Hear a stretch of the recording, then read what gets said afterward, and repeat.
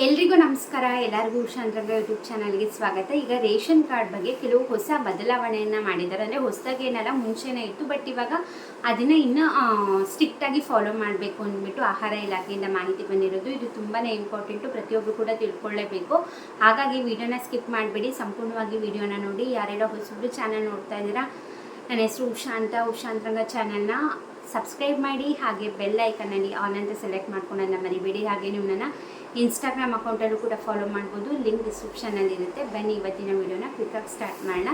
Ration card ಬಗ್ಗೆ ಯಾವಾಗಲೂ ಕೂಡ ಅಪ್ಡೇಟ್ ಬರ್ತಾನೆ ಇರುತ್ತೆ, ನಾನು ಕೂಡ ನಿಮಗೆ ತಿಳಿಸ್ತಾನೆ ಇರ್ತೀನಿ. ಅದರಲ್ಲಿ ಮೊದಲನೇ ಅಪ್ಡೇಟ್ ಏನಪ್ಪ ಇವಾಗ ಹೊಸದಾಗಿ ಬಂದಿರೋದು ಅಂತಂದರೆ, ನಿಮಗೂ ಕೂಡ ಗೊತ್ತಿದೆ, ಮುಂಚೆ ಏನಾಗ್ತಿತ್ತು, ನೀವು ಪ್ರತಿ ತಿಂಗಳು ರೇಷನ್ ಡಿಪೋಗಳಲ್ಲಿ ಹೋದಾಗ OTP ಸಿಸ್ಟಮ್ ಇತ್ತು. ಅಂದರೆ ನೀವು ನಿಮ್ಮ ರೇಷನ್ ಕಾರ್ಡ್ನ ತೊಗೊಂಡು ಹೋಗ್ತೀರಾ, ಅದರಲ್ಲಿ ರಿಜಿಸ್ಟರ್ ಆಗಿರೋ ನಂಬರ್ಗೆ OTP ಬರ್ತಿತ್ತು. ಆ OTP ಹೇಳಿದ್ರೆ ನಿಮಗೆ ರೇಷನ್ ಕೊಡೋರು. ಈಗ ಕಳೆದ ಒಂದು 3-4 ತಿಂಗಳಿಂದ ಏನು ಮಾಡಿದ್ರು, ಆ OTP ಸಿಸ್ಟಮ್ನೇ ಕ್ಯಾನ್ಸಲ್ ಮಾಡಿದ್ರು. OTP ಸಿಸ್ಟಮ್ನೇ ಕ್ಯಾನ್ಸಲ್ ಮಾಡಿದ್ರು. ಯಾಕಪ್ಪ ಅಂತಂದರೆ ರೇಷನ್ ಕಾರ್ಡು ಬೇರೆಯವ್ರದ್ದಾಗಿರುತ್ತೆ, ಬೇರೆ ಯಾರೋ ಇನ್ನೊಬ್ರು ಬಂದು ರೇಷನ್ನ ತೊಗೊಂಡು ಹೋಗ್ತಾರೆ, ದುರ್ಬಳಕೆ ಆಗ್ತಿದೆ.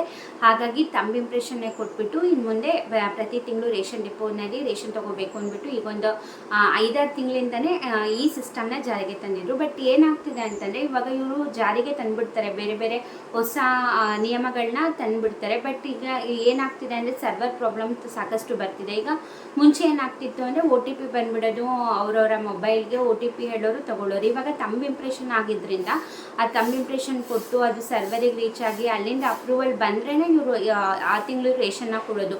ಏನಾಗ್ತಿದೆ ಅಂದರೆ, ಸಾಕಷ್ಟು ಜಿಲ್ಲೆಗಳಲ್ಲಿ ಸರಿಯಾಗಿ ವರ್ಕ್ ಆಗ್ತಿದೆ, ಇನ್ನು ಕೆಲವು ಜಿಲ್ಲೆಗಳಲ್ಲಿ ಸರಿಯಾಗಿ ಸರ್ವರ್ ವರ್ಕ್ ಆಗ್ತಿಲ್ಲ. ಹಾಗಾಗಿ ರೇಷನ್ ಡಿಪೋಗಳಲ್ಲಿ ರೇಷನ್ ಕೊಡೋದು ಕೂಡ ತಡವಾಗ್ತಿದೆ. ಈಗ ಎಷ್ಟೊತ್ತಂತ ನಿಲ್ತೀರಾ ಅಲ್ವಾ ಕ್ಯೂನಲ್ಲಿ. ಈಗ ಸಿಸ್ಟಮ್ ಫಾಸ್ಟಾಗಿದ್ದರೆ ಬೇಗ ಬೇಗ ತಮ್ಮ ಇಂಪ್ರೆಷನ್ ಕೊಟ್ಟು ರೇಷನ್ನ ತೊಗೊಂಡು ಹೋಗ್ತಾರೆ. ಈಗ ಸರ್ವರ್ ಪ್ರಾಬ್ಲಮ್ಮು ಅಥವಾ ಸ್ಲೋ ಇತ್ತು ಅಂದರೆ ತುಂಬಾ ಲೇಟ್ ಆಗುತ್ತೆ, ಎಲ್ಲ ಕೆಲಸ ಬಿಟ್ಟು ಇದು ರೇಷನ್ ತೊಗೊಳಕ್ಕೇ ನಿಲ್ಬೇಕು. ಹಾಗಾಗಿ ಮಂಡ್ಯ ಜಿಲ್ಲೆಯಲ್ಲಿ ಈ ಥರ ಪ್ರಾಬ್ಲಮ್ ತುಂಬ ಕಡೆ ಆಗ್ತಿದ್ದರಿಂದ ಜನಗಳು ರಿಕ್ವೆಸ್ಟ್ ಮಾಡ್ಕೊಂಡಿದ್ದರಿಂದ ಇವಾಗ ಆಹಾರ ಇಲಾಖೆಯವರು ಆ ನಿಯಮನ ಚೇಂಜ್ ಮಾಡಿದ್ದಾರೆ. ಇನ್ನು ಮುಂದೆಯಿಂದ OTP ಸಿಸ್ಟಮ್ನು ಕೂಡ ಜಾರಿಗೆ ತರಬೇಕು. ಅಂದರೆ ಮುಂಚೆನೇ ಇತ್ತು, ಇವಾಗ ಇಷ್ಟು ದಿನ ಸ್ಟಾಪ್ ಮಾಡಿದರು. ಬಟ್ ಇನ್ನು ಮುಂದೆಯಿಂದ OTP ಸಿಸ್ಟಮಲ್ಲೇ ರೇಷನ್ ಕೊಡ್ತೀವಿ ಅಂದ್ಬಿಟ್ಟು ಆಹಾರ ಇಲಾಖೆಯಿಂದ ಮಾಹಿತಿ ಬಂದಿರೋದು. ಹೌದು, ಇನ್ನು ಮುಂದೆ ತಮ್ಮ ಇಂಪ್ರೆಷನ್ನೇ ಕೊಟ್ಟು ತೊಗೋಬೇಕು ಅಂತೇನಿಲ್ಲ, ಹಳೆ ಸಿಸ್ಟಮ್ನೇ ಫಾಲೋ ಮಾಡ್ತಿದ್ದಾರೆ. ಅಂದರೆ ಈ ತಿಂಗಳಿಂದ ಜಾರಿ ಆಗುತ್ತೋ ಅಥವಾ ನೆಕ್ಸ್ಟ್ ಮಂತ್ ಜಾರಿ ಆಗುತ್ತೋ ಗೊತ್ತಿಲ್ಲ. ಯಾಕಂದರೆ ಇವಾಗ ಆಲ್ರೆಡಿ ತುಂಬ ಕಡೆ ರೇಷನ್ನ ಕೊಡೋಕ್ಕೆ ಸ್ಟಾರ್ಟ್ ಮಾಡಿಬಿಟ್ಟಿದ್ದಾರೆ. ಹಾಗಾಗಿ ಈ ತಿಂಗಳು ಇಲ್ಲ ಅಂದರೆ ಮುಂದಿನ ತಿಂಗಳಿಂದ ಅಂತೂ ಗ್ಯಾರಂಟಿ OTP ಸಿಸ್ಟಮ್ ಮೂಲಕನೇ ನೀವು ಪ್ರತಿ ತಿಂಗಳು ರೇಷನ್ ಡಿಪೋಗಳಲ್ಲಿ ಹೋಗಿ ರೇಷನ್ನ ತೊಗೋಬೋದು. ಇದು ಖಂಡಿತವಾಗ್ಲೂ ಗುಡ್ ನ್ಯೂಸ್ ಅಂತಲೇ ಹೇಳ್ಬೋದು. ಯಾಕಂದರೆ ಪಾಪ ಏಜ್ ಆದವ್ರು ಇರ್ತಾರೆ, ಅಂಥವ್ರಿಗೆಲ್ಲ ನೀವೇ ಬರಬೇಕು, ನೀವೇ ತಂದು ಕೊಡಬೇಕು, ನೀವೇ ತೊಗೋಬೇಕು ಅಂದರೆ ಕಷ್ಟ ಆಗ್ತಿತ್ತು. ಈಗ OTP ಅಂತಂದರೆ ಅಟ್ಲೀಸ್ಟ್ ಅಕ್ಕಪಕ್ಕದ ಮನೆಯವರು ಅಥವಾ ಬೇರೆ ಯಾರನ್ನೂ ಕಳಿಸಿ ರೇಷನ್ನ ತೊಗೋಬೋದಾಗಿತ್ತು. ಅವರೇ ಹೋಗಿ ತೊಗೋಬೇಕು ಅಂದಿದ್ರೆ ಕಷ್ಟ ಆಗೋದು. ಬಟ್ ಈ ಸಿಸ್ಟಮ್ ತಂದಿದ್ದು ತುಂಬಾ ಒಳ್ಳೆಯದಾಯಿತು, ತುಂಬ ಜನಕ್ಕೆ ಹೆಲ್ಪ್ ಆಗುತ್ತೆ ಅಂದ್ಕೊಂಡಿದ್ದೀನಿ. ನಿಮ್ಗೆ ಏನನ್ಸುತ್ತೆ ಈ ಬದಲಾವಣೆ ಆಗಿರೋದ್ರ ಬಗ್ಗೆ ಅಂತ ಕಮೆಂಟ್ ಮಾಡಿ. ಇನ್ನೊಂದು ಏನಪ್ಪ ಚೇಂಜಸ್ ತಂದಿರೋದು ಅಂತಂದರೆ, ಇದು ಮೊದಲಿಂದನೇ ಈ ರೂಲ್ ಇತ್ತು, ಬಟ್ ಯಾರೂ ಕೂಡ ಫಾಲೋ ಮಾಡಿರಲಿಲ್ಲ. ಬಟ್ ಇವಾಗ ಆಹಾರ ಇಲಾಖೆಗೆ ಇದ್ರ ಬಗ್ಗೆ ಮಾಹಿತಿ ಬಂದು ಇನ್ನು ಮುಂದೆ ಇದನ್ನು ಸ್ಟ್ರಿಕ್ಟಾಗಿ ಫಾಲೋ ಮಾಡಬೇಕು ಅಂತ ಹೇಳಿದ್ದಾರೆ. ಏನಪ್ಪ ಅಂದರೆ, ಈಗ ನೀವು ಪ್ರತಿ ತಿಂಗಳು ರೇಷನ್ ಡಿಪೋಗಳಿಗೆ ಹೋಗಿ ರೇಷನ್ ತೊಗೋತೀರಾ. ಕೆಲವೊಂದು ಕಡೆ ಇದಿಲ್ಲ, ಕೆಲವೊಂದು ಕಡೆ ಏನು ಮಾಡ್ತಿದ್ದಾರೆ ಅಂದರೆ, ಡಿಪೋಗಳಲ್ಲೇ ಕೆಲವು ರೇಷನ್ ಸಾಮಗ್ರಿಗಳನ್ನ ಇಟ್ಟಿರ್ತಾರೆ. ಅಂದರೆ ಇವಾಗ ಟೂತ್ಪೇಸ್ಟ್ ಆಗಿರ್ಬೋದು, ಉಪ್ಪು ಆಗಿರ್ಬೋದು, ಅಕ್ಕಿ ಕೊಡ್ತಾರೆ, ಸಕ್ಕರೆ, ಸೋಪ್ಗಳು, ಪೇಸ್ಟ್ಗಳು ಇಂಥವು ಮಾರಕ್ಕಿಟ್ಟಿರ್ತಾರೆ. ಕೆಲವು ಡಿಪೋಗಳಲ್ಲಿ ಹೇಗೆ ಮಾಡ್ತಿದ್ದಾರೆ ಅಂತಂದರೆ, ಜನಗಳಿಗೆ ನೀವು ಇಷ್ಟು ಸಾಮಾನು ತೊಗೊಂಡ್ರೆ ಮಾತ್ರ ನಾವು ರೇಷನ್ ಕೊಡ್ತೀವಿ ಅಂದ್ಬಿಟ್ಟು ತುಂಬಾ ಈ ಥರ ಸ್ಟ್ರಿಕ್ಟ್ ಮಾಡ್ತಿದ್ದಾರೆ. ಅಂದರೆ ಇವಾಗ ನೀವು ಇಷ್ಟು ಪರ್ಚೇಸ್ ಮಾಡಿದ್ರೆ ಮಾತ್ರ ನಾವು ರೇಷನ್ ಅಕ್ಕಿ ಕೊಡೋದು ಅನ್ನೋ ಥರ.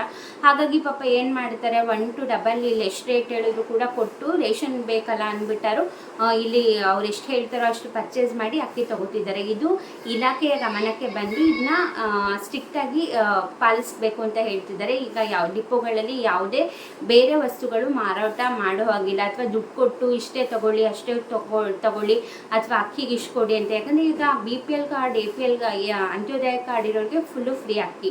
ಈಗ APL ಕಾರ್ಡ್ ಇರೋರಿಗೆ ಮಾತ್ರ ಹಣ ಎಷ್ಟಿರುತ್ತೋ ಆ ಅಕ್ಕಿ ದುಡ್ಡು ಅದರಲ್ಲಿ ಅರ್ಧ ಕೊಟ್ಟು ರೇಷನ್ನ ತೊಗೋಬೋದು.